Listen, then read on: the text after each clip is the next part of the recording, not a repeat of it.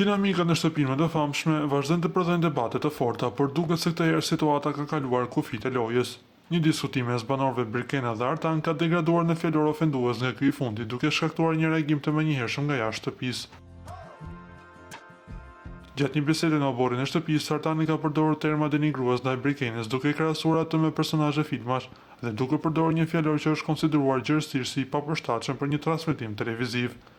Pas këtij episodi, llogaria zyrtare e Brikenës në Instagram, e cila menaxhohet nga familjarët dhe stafi i saj, ka publikuar një deklaratë të fortë ku dënon sjelljen e Artanit.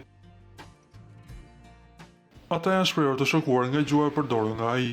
Loja ka limite, por edukata është detyrim. Është turpshëm që një banor përdor krahasime me filma për të ofenduar Brikenën. Mosha nuk është asnjëherë arsyetim për të cënuar dinjitetin e një vajze në ekran kombëtar. Familja dhe ne si menaxhimi i Brikenës jemi të shokuar nga kjo gjuhë dhe presim reagim nga produksioni. Nuk do të lejojmë asnjë lloj bullizimi ndaj saj, shkruaj në njoftimin zyrtar.